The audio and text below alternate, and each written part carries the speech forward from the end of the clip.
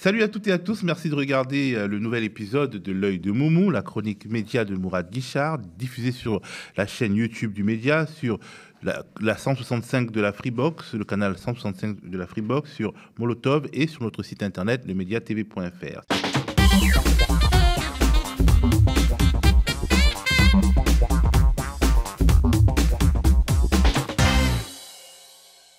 Salut Moumou. Bonjour à toutes et à tous, bonjour à toi Théo. Alors, comme le veut la tradition, on commence par les tops et les flops, mais avant, un petit préambule. Un seul préambule, j'ai retenu la leçon de la fois dernière, et des fois dernières, il n'y aura pas de doublon. The préambule. The préambule of the Moumou, en toute humilité. Alors, la semaine dernière, on avait reçu Pascal Boniface, donc le directeur et fondateur de l'IRIS, l'Institut de recherche en géopolitique, vraiment spécialiste des questions de géopolitique, et notamment du Moyen-Orient, pour parler de la décision évidemment de la CPI concernant Netanyahou, notamment. Malheureusement, on a été coiffé au poteau parce que nos confrères de France 5, eux, ont reçu un autre spécialiste, alors autrement plus réputé que Pascal Boniface, autrement plus valide pour parler de ces questions-là, et j'avoue que j'ai été un peu vexé et un peu soufflé. Je vous laisse regarder de qui il s'agit. Qu'à avoir un petit enfant juif de Philadelphie ou de Rio, avec le conflit israélo-palestinien. On peut critiquer un gouvernement, on peut critiquer une politique, on peut avoir une opinion. Ok. Après, si on est bien renseigné, on peut aussi avoir une opinion en étant un peu éclairé. Ce qui plutôt, pour certains, serait pas mal. Mais bon, encore, c'est pas le sujet. Oui, je crois qu'il y a une réflexion globale à faire. Il y a une réflexion, il y a une prise de conscience de certains politiques qui n'ont pas conscience de l'huile sur le feu qu'ils ont pu mettre et qui aujourd'hui fait un mal fou. Au point de craindre que l'histoire, quand vous parlez d'Auschwitz, que l'histoire se répète aujourd'hui ? Vous savez, le pogrom du 7 octobre est c'est pas anodin, quand même. Ce qui s'est passé, c'est depuis 1945, les Juifs n'ont pas subi ça. Être massacrés sous le simple prétexte d'être juif, uniquement. Donc, ce qui s'est passé à Amsterdam, ce qui se passe dans pas mal de pays d'Europe, ce qui se passe dans certaines universités. Et puis, il y a cette espèce d'amalgame et ce mélange avec le conflit qui n'arrange rien. Alors, c'est pourquoi je l'ai mis en préambule, j'aurais pu le mettre dans les flops. Je l'ai mis en préambule parce que ça raconte plusieurs choses. Ça raconte à la fois le fait que qu'est-ce qu'on va inviter ce personnage pour évoquer ces questions-là, et qu'est-ce qui fait qu'il ne va pas avoir de contradiction. C'est-à-dire qu'il est en train de raconter notamment qu'on peut critiquer Netanyahou, on peut critiquer Israël, d'accord, ce qui est plutôt positif, sauf que il va dire... Ouais, mais en même temps, quand on les critique, c'est qu'a priori, on n'a pas toutes les clés, et que donc quoi ? Et que donc, si on critique Netanyahou et qu'on critique l'État d'Israël, alors qu'on sait très bien que Patrick Bruel est pro-Likoud à mort, pro-armée israélienne à mort, ça signifie que si on le fait et qu'on n'a pas toutes les clés, c'est qu'on est tout simplement antisémite. Et je trouve ça absolument dégueulasse, et surtout qu'il n'y a pas eu de contradiction sur le plateau. Au contraire, il y a eu de l'encouragement et l'espèce d'empathie que je trouve complètement dépassée. Et c'est parti pour les tops. On commence par Vincent Lemire. Oui, Vincent Lemire qui fait un petit yo-yo, c'est marrant parce que je me rappelle l'avoir mis dans les flops, parce qu'il a parfois commis des petites erreurs, mais généralement il est dans les tops, c'est pas la première fois qu'on en parle, donc ceci pour vous le dire. Et là, je trouve qu'il a vraiment gardé son calme face à l'avocat. Alors on revient à Netanyahou. Je suis désolé, c'est vraiment l'actualité qui nous envahit en ce moment. Mais on revient avec la censure, la possible censure. L'avocat de Netanyahou, donc devant la CPI. Alors, je ne retire absolument jamais le fait que le pire tyran de la Terre puisse être défendu. On est dans un état de droit, c'est tout à fait normal. Et la CPI relève de cet état supranational de droit. Et simplement, lui, il va de manière militante, il y va en klaxonnant. Voilà. Donc, c'est un pro-Netanyahou, cet avocat, et il va dépasser toutes les règles du débat, puisqu'il va faire un point Godwin inversé, c'est-à-dire qu'il va parler de la Shoah, des pyjamas rayés. Je vous laisse écouter, c'est tout à fait surprenant, hallucinant, et je trouve que Vincent Lemire a vraiment gardé son calme et a joué le jeu. Je vous laisse écouter. Vous aimez les Juifs et les Israéliens en pyjama rayés. Vous les aimez pas quand ils sont militaires et qu'ils se battent pour leur survie. Diffamation ici. Ouais, on va dire que vous n'avez pas prononcé cette dernière phrase. On va dire que vous n'avez pas prononcé prononcé cette dernière c'est- fois. Non, mais c'est exactement ce que Je ne l'ai pas entendu. Pardon, monsieur, pardon, Je ne Vincent. l'ai pas entendu. J'ai Monsieur, travaillé pardon, pendant 25 ans. personne je la ici. maintiens. Moi, ça Monsieur, fait pardon, 30 ans que je travaille en... Vincent. Ça vous aide Personne, pas monsieur, pardon, en Israël. on n'est pas dans un prétoire. Mais Personne ici Alors, on n'est pas n'aime dans les un juifs en prétoire, pyjama mais pas mariés. de procureur, pas de faux procureur. Mais excusez-moi, personne ici n'aime les juifs en pyjama mariés. Enfin, Bah ça, alors, c'est- je ça, c'est scandaleux. souhaite que personne Ça, c'est pas ne du les aime. débat. Parce que moi, Mais je personne les ne le fait ici, aime ils ne sont droit pas invités, et ces gens-là, monsieur battant, Pardo. et se Vincent Legna, vous battant. terminez. Et là, on continue sur la question du Proche-Orient. Tu as envie finalement de féliciter, de donner une médaille à 2 journalistes palestiniens qui rabattent le caquet, si on peut dire, à une journaliste française. Oui, alors c'est plus qu'une médaille, c'est une admiration. Enfin, je pose un genou à terre devant eux. Il s'agit de Belal Aïssabag et de Youssef Assouna, ce sont 2 journalistes palestiniens qui ont reçu le prix Rory Peck. Alors, je transmets effectivement. Alors, on va voir le tweet de notre confrère Nils Wilk. Je le transmets effectivement à Géraldine Vosner, qui avait eu l'outrecuidance de qualifier les journalistes palestiniens, en fait, elle avait mis pratiquement journalistes entre guillemets, en disant que c'était des agents du Hamas et qu'il n'y avait pas de journalistes palestiniens. C'est-à-dire qu'elle mettait, là c'est plus une cible dans le dos, hein, c'est une cible effectivement directement, c'est un point rouge sur le front. Elle disait en gros, ça voulait dire très clairement, elle voulait dire, vous pouvez abattre, tuer, assassiner. On en est à pratiquement 200 journalistes palestiniens, parce que ce sont des bras armés du Hamas, des bras armés de l'information du Hamas, et c'était absolument dégueulasse. Donc Géraldine Vosner, voilà, prenez ça en plein visage, prenez ça comme une gifle, s'il vous plaît, et taisez-vous sur ces questions-là. Vous n'avez pas voix au chapitre, et vous n'avez pas surtout à justifier de qui est quoi et qui fait quoi. Vous n'êtes pas sur le terrain, vous êtes sur les plateaux de télé, vous êtes au chaud, derrière votre écran, derrière votre smartphone. Je vous demande, s'il vous plaît, de vous taire, et bravo à ces 2 confrères. Comme dirait Balladur, je vous demande de vous arrêter. Je vous demande de vous arrêter, exactement. Je te parle d'une rêve que les moins de 30 ans n'ont pas. Oh, ils vont trouver sur le net. On passe au flop maintenant. Absolument. Donc, une fois de plus, tu nous parles de Manuel Bompard. Alors, c'est pas Manuel Bompard qui floppe, mais c'est peut-être la personne qui lui parle. Non, Manuel Bompard fait partie de ces personnes, comme je disais récemment, avec Yann Brossa et d'autres, qui vraiment jouent le jeu maintenant, et avec Éric Coquerel, qui ne se laisse plus faire. Et Manuel Bompard, donc quand ils sont interviewés, Manuel Bompard va s'exprimer sur l'aide médicale d'État, donc avec le fameux deal entre Barnier et le Rassemblement national. Et puis, un journaliste en plateau va lui rétorquer qu'en fait les immigrés, les migrants vont traverser la Méditerranée avec des embarcations de fortune, risquer leur vie pour venir se faire opérer de manière esthétique du nez. Voilà, bon, c'est complètement débile, c'est ce qu'on appelle clairement une fake news. Je rappelle la différence entre fake news et erreur, c'est qu'une fake news, c'est à dessein. C'est-à-dire que là, il veut montrer que ces salopards de migrants viennent profiter de la sécurité sociale chez nous.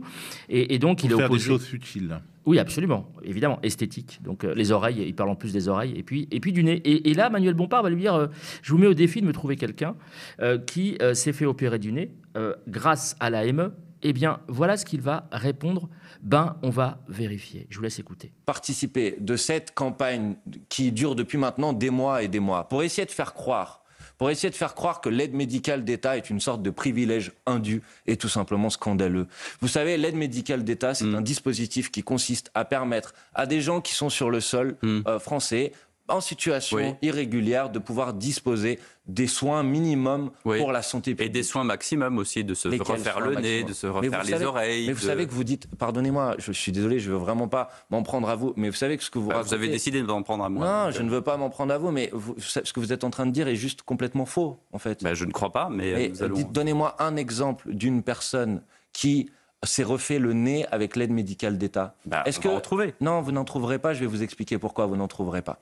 Parce qu'il y a un panier de soins qui est assez largement défini sur l'aide médicale d'État et qui se concentre sur des soins urgents. Il peut arriver, par exemple, suite à des situations, par exemple un cancer, qu'il puisse y avoir effectivement dans le panier de soins une prise en charge d'opération, par exemple pour se refaire les seins, par exemple pour donner cet exemple suite à un cancer du sein. Est-ce que vous savez que l'aide médicale dans ce cas-là ne prend en charge que la part remboursée par la sécurité sociale, c'est-à-dire à peu près 10%. de la dépense qui va coûter... Comme tous les Français si vous n'avez pas de mutuelle. Exactement. Sauf que la différence, c'est que les personnes dont vous êtes en train de parler n'ont pas de mutuelle. Oui. Alors non, quand on est journaliste, en fait, quand on est un peu sérieux, la base du journalisme, c'est on ne dit pas on va vérifier. C'est déjà arrivé plusieurs fois, ça arrive régulièrement. C'est pas on va vérifier, c'est qu'on a vérifié, et qu'on a les preuves, qu'on a les éléments, qu'on a les témoignages, qu'on a les documents, et que donc on va vous les mettre sous le pif parce qu'on l'affirme. C'est pas a posteriori qu'on va vérifier un ragot, un mensonge, une fake news qu'on a balancé comme ça en plateau, sans aucune contradiction, sans aucune vérification. Alors, sans aucune contradiction, si, puisque du coup, Manuel Bompard lui a répondu, et je l'en remercie. On continue avec une habituée des flops, Rachel Kahn. Ah, elle est géniale. Là, elle a fait un truc, un numéro de claquettes absolument formidable. Vraiment, je la remercie et je la félicite. D'ailleurs, je crois qu'elle a quelques talents de danseuse et d'athlète. Là, elle a fait un truc absolument magnifique, puisqu'elle va fustiger une soi-disant victimisation de la France insoumise. C'est sur la question notamment des prisonniers kanaks, puisqu'il y a une question de néocolonialisme dont on peut évidemment discuter très largement. Et c'est presque amusant, parce que donc elle va, une nouvelle fois, ses propres tares va les infliger et les répercuter sur la France insoumise. Je vous laisse écouter, moi ça m'a fait sourire en tout cas. Et Madame Panot qui faisait une comparaison hier entre les prisonniers politiques français, elle parlait du leader. Exactement, elle parlait du leader de Nouvelle-Calédonie, et le sous-texte, évidemment, Rachel Kahn, c'était d'expliquer que finalement l'Algérie ou la France, ces deux pouvoirs sont quasiment les mêmes. C'est insupportable. Cette victimisation permanente, cette inversion des valeurs, de raconter absolument n'importe quoi du réel. Nous avons une dette immense par rapport à cet écrivain qui est pris en otage aujourd'hui par le régime algérien, qui défend justement la liberté, mais qui se bat contre l'islamisme politique. Et on poursuit avec la présidente de l'Assemblée nationale, Yaël Braun-Pivet. On est quasiment dans le même registre. C'est-à-dire qu'elle va tenir un discours absolument hors sol. C'est marrant, ils ont et elles ont toutes et tous cette espèce de point commun qui ne réalisent pas qu'en fait, ils tiennent des discours totalement délirants. Et je pourrais vous en montrer comme ça une petite dizaine, je pense. Notamment, il y a un discours de Gabriel Attal qui fustigeait l'état de la France, la décomposition institutionnelle, alors que c'est eux-mêmes les responsables. C'est complètement délirant. Et Yaël Braun-Pivet, donc la présidente de l'Assemblée nationale, va tenir un propos hors sol sans réaliser qu'elle parle d'elle-même et qu'elle dégomme en fait le bilan de sa propre majorité relative, mais en tout cas de ses propres amis depuis 7 ans. Voilà, parce qu'on peut même plus parler de majorité relative, on n'en est plus là. Absolument, puis ça va s'aggraver, je pense, un tout petit peu dans les quelques heures qui viennent, ou les quelques heures passées, puisque nous enregistrons un peu en avance. Et donc elle va fustiger quasiment son propre camp sans réaliser ce qu'elle raconte, et elle parle même d'ambition personnelle, alors que je pense quand même qu'elle en a un tout petit peu et qu'elle en a joué pour redevenir présidente de l'Assemblée nationale. Je vous laisse l'écouter. Je reprends ce que disait dimanche François Bayrou. On en crève des guerres d'ego. Est-ce que vous lancez ce matin un appel à un large rassemblement avec, par exemple, un contrat de gouvernement qui irait de la gauche à la droite en excluant LFI et le RN ? Vous savez, moi, c'est ce que je plaide pour cela depuis le mois de juillet, depuis que j'ai vu cette Assemblée nationale qui est fracturée et divisée. C'est la solution ? Mais moi, je ne souhaite pas que Michel Barnier tombe, donc je ne me place pas dans cette hypothèse. Mais même avec Michel Barnier, Premier ministre, j'appelle à ce large rassemblement des démocrates, des républicains, de ceux qui partagent les mêmes valeurs et qui sont capables d'avancer ensemble dans l'intérêt général. Vous savez, effectivement, la politique crève de ces hommes et de ces femmes politiques qui pensent uniquement à leur intérêt partisan et à la prochaine élection. Ça suffit. Nous sommes en novembre 2024. Occupons-nous des Français aujourd'hui. On reste dans l'hémicycle avec le député Mathieu Lefebvre. Ah, il est extraordinaire.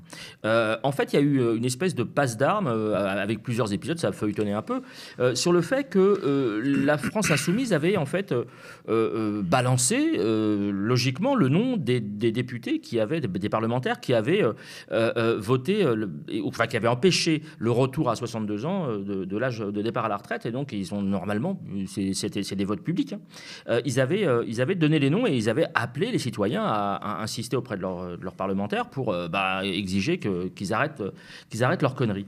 Eh bien, ça n'a pas plu du tout à Renaissance et puis aux médias en général, d'ailleurs. Je ne comprends pas, d'ailleurs, ce truc de faire des listes de députés. Je veux dire, le premier site qui fait des listes de députés, ça s'appelle assembléenationale.fr. Donc, soit on envoie la BRI à l'Assemblée nationale et on pique tous les ordinateurs. Et puis, il y a plein de sites, nosdéputés.fr notamment, qui listent l'activité des parlementaires. C'est tout à fait, ça fait partie de la démocratie. On est dans une république. Ils doivent rendre des comptes à un moment donné. Sauf que lui, non. Mathieu Lefebvre, il va y aller. Alors, Mathieu Lefebvre, qui était d'ailleurs en Israël au tout début, juste après le 7 octobre, pour soutenir avec Yael Braun-Pivet. Donc, tout ça, c'est un espèce de truc de l'entre-soi. Pour soutenir Netanyahou et l'armée génocidaire. Il va tranquillement faire un lien avec... je vous laisse écouter, puis je vous en redis un mot juste après. Est-ce que la stratégie de certains députés, notamment la France Insoumise, d'afficher le nom de certains députés vous fait peur ? Vous savez, je veux dire, dans l'histoire, il y a des choses qui se répètent. Et là, ce que fait la France Insoumise avec des listes, des noms, des adresses, ça rappelle les heures les plus sombres de notre histoire. C'est très dangereux et ça montre à quel point la France Insoumise cherche non seulement le chaos à l'Assemblée nationale, mais le chaos partout dans la République. C'est aujourd'hui un parti qui est en dehors de l'arc républicain, en dehors de la République et qui est l'ennemi de la République. Les heures les plus sombres de l'histoire. C'est-à-dire qu'il parle de la délation, il parle de la rue Lauriston, il parle de la Shoah, du Veldiv et de la Shoah. C'est complètement délirant, alors que c'est quelque chose de démocratique. Alors, ce qui est d'autant plus troublant que sa collègue, la porte-parole du gouvernement, Maude Bréjon, elle va aussi s'exprimer. Alors, c'est sur autre chose, c'est sur la censure. Elle va s'exprimer sur le fait que les députés doivent rendre des comptes. Je vous laisse écouter. Vous êtes en train d'appeler individuellement chaque député, en dehors de toute consigne de son parti, de prendre ses responsabilités. J'appelle évidemment les uns et les autres à prendre leurs responsabilités et je le dis très calmement et très simplement. Chacun des députés aura à rendre des comptes dans sa circonscription et c'est bien normal. Nous le faisons d'ailleurs, j'étais moi-même députée avant, nous le faisons. C'est quand même en permanence. Une parole qui engage, que vous dites rendre des comptes.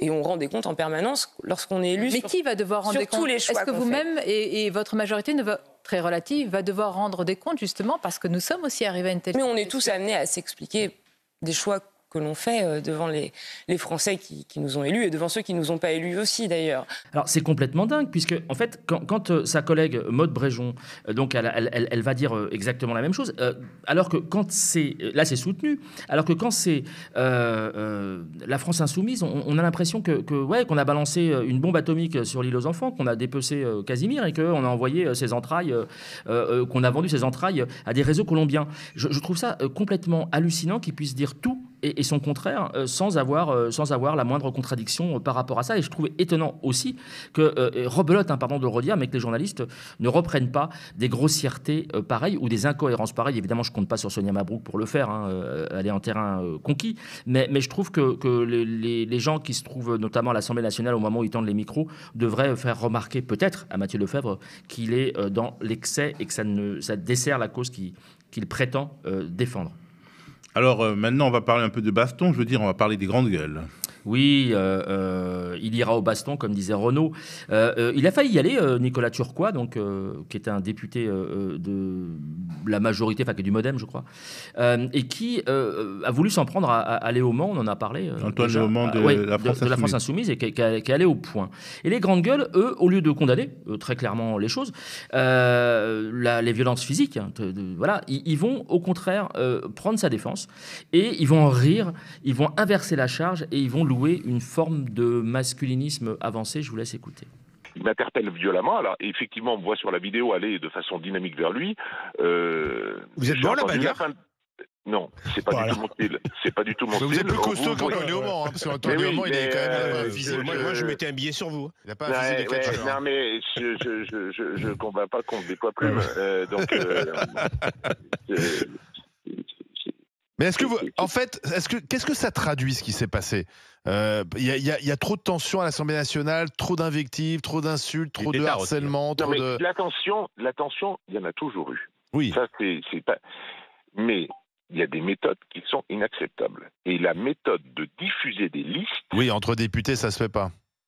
C'est inacceptable. Je me suis opposé à tout un tas de députés sur le contenu de des propositions qu'ils ont pu porter à un moment ou à un autre.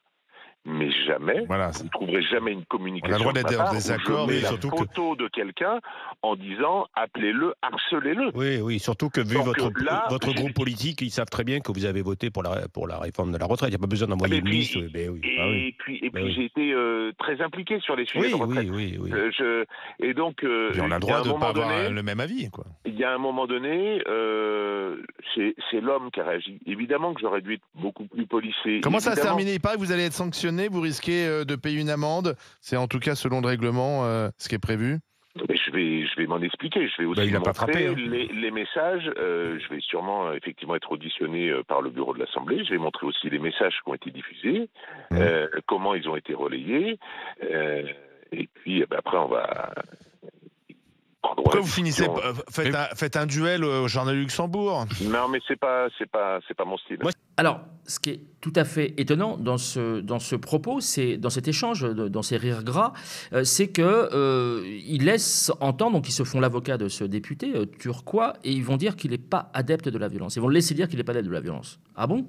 Sauf que notre confrère, de nouveau, Niels Wilk, a reposté une vidéo, on va voir une capture d'écran, a reposté une vidéo qui rappelle qu'il avait été également violent vis-à-vis d'un député Rassemblement National. Donc on a envie de dire, on prend un paquet de pop-corn et puis on regarde. Sauf que non, même si c'est un député RN, il n'a pas à être violent comme ça. Donc c'est pas une première fois, c'est sans doute pas la dernière fois, et que c'est une information que peut-être les gens des grandes gueules, les auditeurs et les téléspectateurs des grandes gueules auraient aimé avoir entre les oreilles, sauf qu'ils ne l'ont pas fait parce que, évidemment, ils ont un parti pris. Alors lundi, on a consacré une émission à l'affaire Boualem Sansal, cet écrivain franco-algérien qui a été arrêté et qui est incarcéré à Alger. Et bon, cette affaire Boualem Sansal a donné l'occasion à de nombreux journalistes, éditorialistes, commentateurs de s'exprimer. Et tu as trouvé matière à faire un flop. Oui, un flop. Alors justement, je ne vais pas y revenir. Je vous invite à évidemment à aller voir sur la chaîne YouTube, notamment du média. Il y a Arrêt sur Image également qui a fait une belle émission. Oui, absolument. Arrêt sur Image, ils font toujours des belles émissions. D'ailleurs, j'en dirai un mot tout à l'heure, puisqu'ils nous ont consacré, par ricochet, ils nous ont consacré un papier aujourd'hui même. Alors, il y a le fait de savoir si oui ou non on souhaite la libération de cet écrivain. Franco-algérien, évidemment que oui. Simplement, on note que ce sont des gens qui sont contre, par exemple, la double nationalité, qui viennent à la rescousse et qui viennent défendre, évidemment, pour les raisons qu'on devine, cet écrivain d'extrême droite et qui est clairement d'extrême droite. Alors, il y a Maud Destangal qui a apporté la preuve via une petite vidéo, on va voir une capture d'écran, qui explique, alors c'est très drôle, elle explique qu'en fait, sa place n'est pas en prison, mais dans un cirque. Donc elle dit, il faut le sortir de prison pour le mettre dans un cirque. Je trouve ça très amusant parce que il va dire que von der Leyen, la présidente de la Commission européenne, et on peut la ranger dans la case des islamistes. Waouh, quoi, von der Leyen islamiste. Mais c'est complètement délirant. Et surtout, ça a une volonté... On ne dit pas tout. Exactement, ouais. Il y a un dessin derrière qui est complètement délirant. C'est de faire accepter, de faire une espèce de fenêtre d'Overton, de faire accepter des choses complètement insensées, à savoir que si vous n'êtes pas anti-musulman, voire anti-arabe, je ne sais pas jusqu'où il va dans sa pensée, mais si vous n'êtes pas anti-musulman, vous êtes forcément islamiste. Ça n'a absolument aucun sens. Et Laurent Caprani de Montréal, qui nous regarde depuis Montréal, nous a alerté sur un cas d'école absolument extraordinaire, qui est celui de Karim Yayaoui de France 24, un journaliste de France 24, qui va, à partir d'aucun élément, va expliquer pourquoi, finalement, la gauche souhaiterait qu'il soit maintenu en prison avec des espèces de relents, de relents de vengeance, parce que, justement, il est d'extrême droite. Je vous laisse écouter. Il est devenu, en quelque sorte, une figure intellectuelle du côté de la droite et de l'extrême droite, alors qu'à gauche, on a le sentiment qu'il y a un peu plus de difficulté à appeler de façon extrêmement claire à sa libération, en tout cas à ce que cette situation soit réglée le plus rapidement possible. D'ailleurs, on va découvrir une infographie du journal Le Point qui se fait extrêmement critique à l'égard de cette gauche qui ne trouve pas ou qui a du mal à trouver les mots pour venir soutenir Boualem Sansal. Sansal et la gauche rance, on écrit du côté du Point, c'est un édito de Franz-Olivier Gisbert. En tout cas, tout ça montre à quel point c'est une personnalité controversée, mais en même temps, ça montre à quel point il est parfois difficile à certains de prendre position pour la libération d'un intellectuel lorsqu'ils ne partagent pas leurs idées, alors que en réalité, il faudrait sans doute mettre au-dessus de tout la liberté d'expression, parce que quoi qu'on pense des idées de Boualem Sansal, il a le droit de les exprimer. Allez, on passe à la rubrique Au microscope, le plat de consistance, si on peut dire, de cette édition. Et tu as choisi de t'intéresser à une chaîne de télévision diffusée en France, en français, mais diffusée ailleurs en anglais et dans d'autres langues, E24 News. Oui, alors on en a déjà parlé malheureusement ici suffisamment régulièrement, parce que c'est vraiment un problème démocratique. Hein. Je le lis très tranquillement. C'est un problème démocratique parce que il y a des règles, des règles dont, par exemple, Russia Today, la chaîne russe, franco-russe, a souffert, mais souffert, je veux dire légitimement. C'est une chaîne de propagande, enfin c'était une chaîne de propagande russe, et donc j'entends. Peut-être pas au même point, hein. Peut-être pas au même point. Non, pas au même point, pas au même point. C'est ce que j'allais dire. En fait, c'est que j'entends les arguments qui ont été avancés pour la fermer. C'était des arguments tout à fait recevables. Après, il y a une discussion, il peut y avoir débat. Hein, ça me dérange pas. On est en démocratie. Simplement là, E24 News effectivement explose tous les codes, y compris ceux de RT, en termes de propagande. Et va même, pourrait largement, mais très largement, je le dis très tranquillement, c'est de manière documentée et argumentée, pourrait très largement tomber sous le coup de l'apologie du terrorisme, puisqu'ils appellent à éradiquer régulièrement, enfin on va le voir, à nettoyer ethniquement Gaza. Enfin, c'est complètement délirant. Et vraiment, je vous montre à chaque fois une toute petite partie, mais je pourrais en faire des émissions quotidiennes. C'est un petit clin d'œil à la direction du média. On va commencer par cette vidéo de notre confrère Usul, donc qui recevait la députée Place Publique, Aurore Lalucq, qui est devenue députée européenne, pour le coup, qui était candidate à l'époque. Donc ça remonte à quelques mois, et qui va littéralement patauger, lorsque il va justement lui poser la question de savoir pourquoi on a interdit RT, à juste titre, selon lui et selon moi, et pourquoi on laisse comme ça se propager des idées pro-génocidaires d'E24 News. Je vous laisse écouter son embarras. Je posais une question un peu concrète, mais un peu parce qu'on a beaucoup parlé d'influence ce soir, d'influence étrangère. Au début de la guerre en Ukraine, on a fermé RT France, Russia Today. Aujourd'hui, est-ce que la question se pose pas aussi comme sanction, mais aussi de fermer par exemple E24 News? Là, Israël, c'est une démocratie. Hein. Oui. Mais alors, c'est la différence. Et on entend des discours d'appel à la haine, on entend des discours racistes sur E24 News. RT était une chaîne de propagande. La propagande quand même. Oui. Bah oui. Oui, c'est ça le truc. Bah oui, c'est de la. Si, Aurore. C'est de la propagande quand même. Enfin. Oui, mais tu peux pas. Enfin, c'est pas. On entend des horreurs sur cette chaîne. C'est pas. Ouais, mais tu peux pas. Comme on les entend sur CNews. Oui. Ouais. Je vais vous dire. En fait, je vais vous dire. Posé la question aussi au cours de Non, mais je vais vous dire le fond de mon propos. Vous savez ce qu'on a nous là. C'est la même chose sur l'accord d'association avec Israël. C'est qu'en fait, il y a des progressistes israéliens qui nous appellent. Et qui nous disent, sur certaines choses, s'il vous plaît, en fait, ne nous lâchez pas sur cette chose et aidez-nous. Alors, dans ce registre-là, et c'est là que je trouve ça extrêmement pernicieux, c'est qu'en fait, on pourrait dire que, allez, ils sont en direct, il peut y avoir des petits dérapages, des petits problèmes, voilà. Non, pas du tout. Plusieurs chaînes, en fait, effacent de leur... D'ailleurs, ils le font souvent en douce. Ils effacent de leur replay des moments gênants, des moments problématiques, ne serait-ce que pour pas avoir de problème avec l'ARCOM. Eux, alors non seulement ils les effacent pas, mais en plus, ils les rebalancent en séquence sur les réseaux sociaux, donc ils en sont très fiers. Mais évidemment, et vous allez voir, vous allez revoir peut-être cette mère qui a perdu un fils pendant les combats, ils l'invitent à dessein. Ils savent très bien qu'elle est complètement flippée, que c'est une intégriste religieuse et qu'elle va sortir des dingueries. Mais ils l'invitent uniquement pour ça. Et c'est ce qu'elle va faire. Elle va littéralement faire le job. Je vous laisse écouter. Je comprends tout le monde, d'accord. Je comprends les pauvres personnes de Gaza, etc. Mais nous, c'est notre survie. Donc, je pense que les politiques doivent accepter d'appuyer sur le boom. Nous sommes un pays avec une bombe atomique. Voilà, j'ai rien à dire. Personne ne doit habiter cette terre, d'accord. Personne, d'accord, ne doit habiter cette terre si ce n'est pas le peuple juif. du même tonneau, on va retrouver là une mère de famille de 10 gamins, une religieuse intégriste, enfin exactement le même format, avec un voile. Là, ça ne les dérange pas le voile quand c'est de ce côté-là. Les femmes voilées. Là, elle va, pareil, elle va être face caméra complètement hystérique, avec un sourire complètement figé d'une femme qui ne sait pas trop ce qu'elle raconte, qui ne mesure pas ce qu'elle raconte. Elle sait ce qu'elle raconte, elle ne mesure peut-être pas l'impact social de ce qu'elle raconte en dehors de ce cercle-là, mais bon... Oui, évidemment, mais il l'invite, tu as raison, mais il l'invite, je le redis, pour ça. Ils savent très bien qu'elle va sortir des dingueries, et surtout, il n'y aura pas de contradiction, voire même au contraire, puisqu'on va la retrouver sur les réseaux sociaux d'I24 News, rebalancée, alors qu'elle sort ce genre de saloperie. Je vous laisse écouter. Comment allez-vous? Est-ce que vous êtes soulagé d'avoir passé une nuit plus calme? Alors, pas du tout, je vais vous dire. Et ça fait plus qu'1 an que mon mari, il est en Milouim. On a 10 enfants, Baruch Hashem. Il était 4 mois et demi à Gaza. Et encore, et maintenant, ça fait presque 3 mois qu'il est au Liban.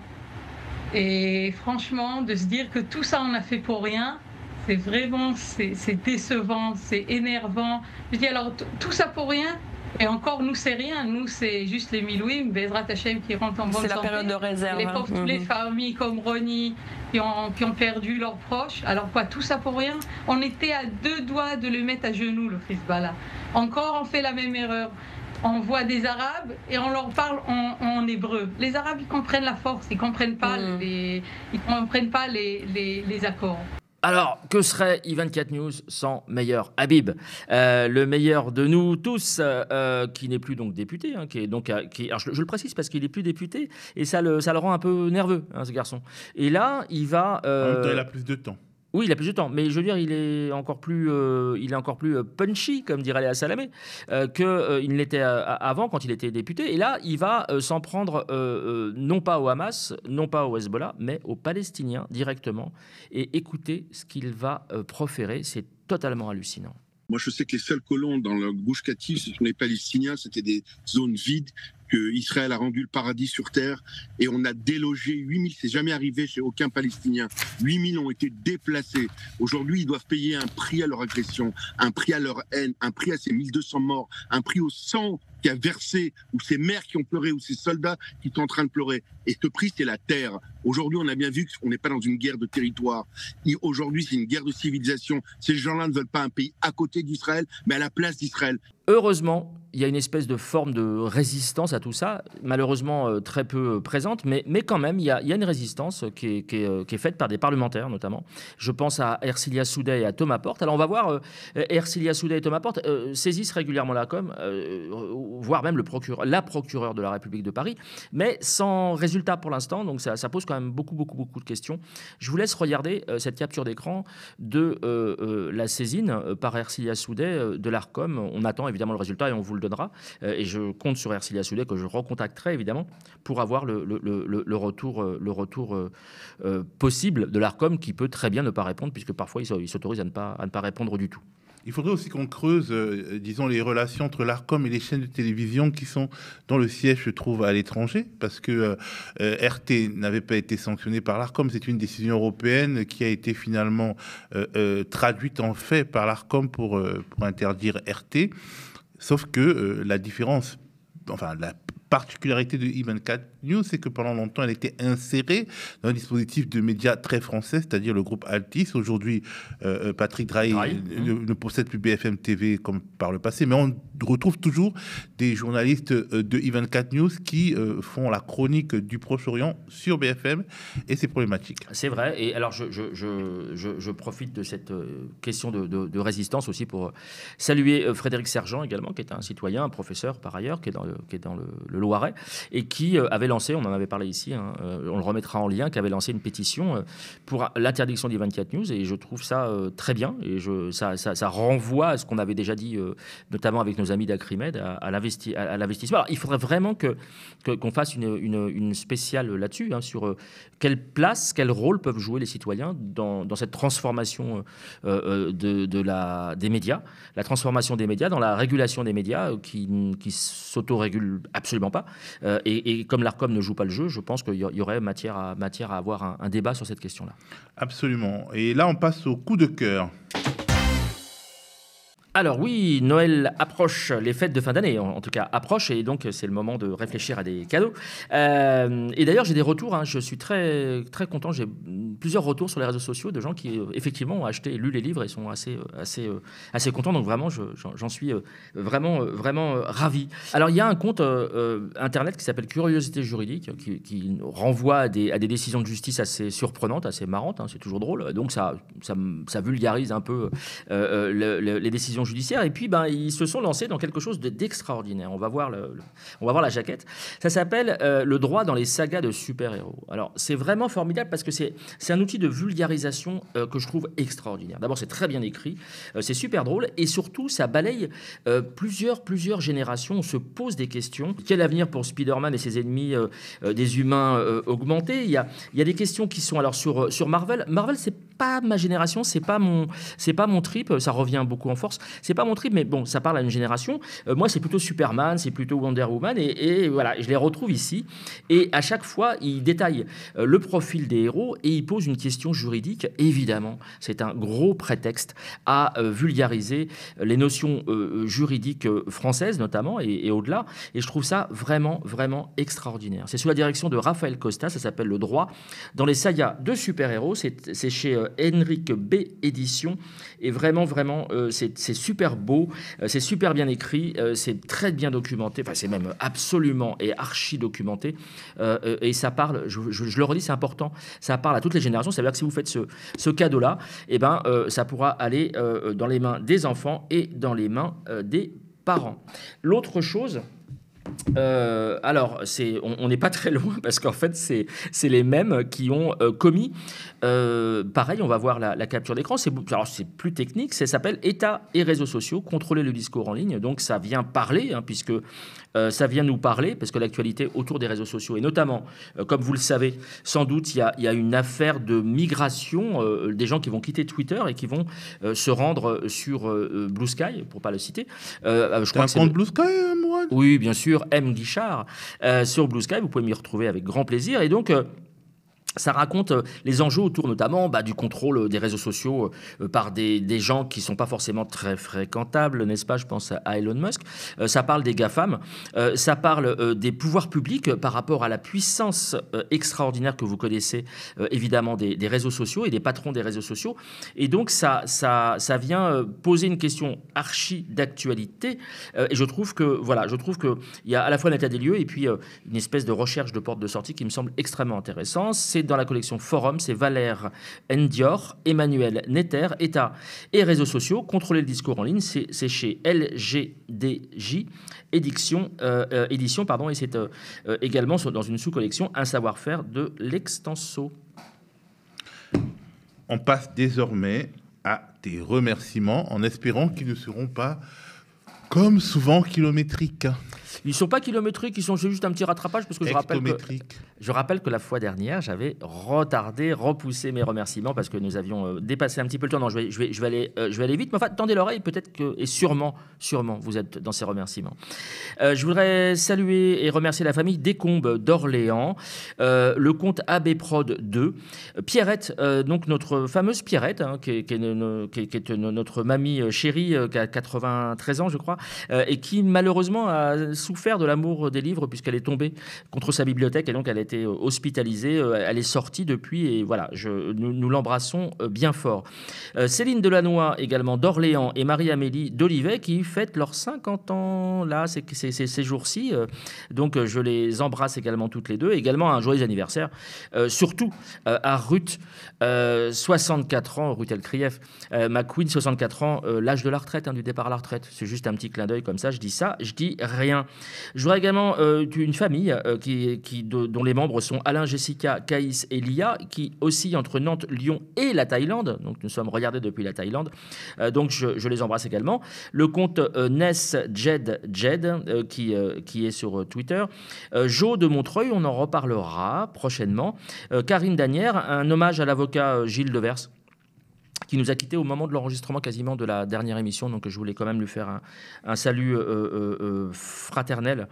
Anita du Melwen, qui est un bar-restaurant d'Asnières, et Cédric du Temporaire, qui est également à Asnières, rue des Bourguignons, qui sont des gens excessivement sympas, accueillants et intéressants. Je vous invite, si vous passez par là, à y aller. Madi de Paris 19e. Sabrina Oise et toute l'équipe de nos confrères de Parole d'Honneur qui ont eu la gentillesse. Ils ont eu la gentillesse de m'accueillir en plus d'être sympa. C'est ce que je disais. Lundi soir, et je pense que j'y retournerai. Et vraiment, c'est très agréable de s'y retrouver. Et d'ailleurs, j'ai senti le parfum de Paul Hellec dans les studios, donc je ne suis pas le seul à y aller. Yacine d'Alfortville, papa Yacine d'Alfortville, puisque c'est le père de quelqu'un justement de cette équipe, qui est un fan de l'œil de Moumou, donc je l'embrasse bien. Et Mustapha de Nanterre. Alors Mustapha qui a arrêté quasiment avec le frein à main son camion déboueur pour nous saluer et dire qu'il était content que nous embêtions, je veux le dire poliment, l'extrême droite et que ça lui allait. Moi, ça me va aussi très bien. Et pour finir, alors une bizarrerie, pour pas dire plus que ça, Ahmed d'un bar qui s'appelle le Péribar, c'est entre Asnières et Gennevilliers, c'est place Voltaire à Asnières. C'est très surprenant, ce bar qui est un peu suranné, qui a un décor tout à fait années 70-80, diffuse sur un écran, un grand écran, diffuse Arte. Et alors, je le dis parce que je rage, ou je râle plutôt, souvent parce que, et je le dis souvent d'ailleurs au patron ou au serveur, que je trouve anormal qu'ils mettent CNews ou BFM TV. Alors BFM TV, c'est quasiment le top, mais CNews, c'est quand même extraordinaire. Là, ils mettent Arte. Je n'ai jamais vu, alors j'attends vos témoignages sur YouTube, je n'ai jamais vu un bar diffuser Arte. Et c'est très, très agréable de se prendre un café en écoutant Arte, même sans regarder l'écran. Je trouve ça formidable. Et vraiment, chapeau. En attendant, le bar qui va diffuser le média sur mais ça, je le réclame régulièrement. Ne t'inquiète pas. Merci Mourad et merci à vous d'avoir regardé l'œil de Moumou sur la chaîne YouTube du média, sur notre site internet, sur le canal 165 de la Freebox ou sur Molotov. On rappelle que le média, votre média, ne vit que des abonnements et des dons de celles et ceux qui l'aiment en cette fin d'année où nous lançons notre campagne de fin d'année qui est crucial pour nous. Et d'ailleurs, ce week-end, justement, je vous donne rendez-vous. Vous aurez une petite surprise. En tout cas, si vous pouvez nous financer, allez sur lemediatv.fr/soutien et donnez-nous de la force. Donnez-vous de la force à vous aussi. Restez connectés aux médias.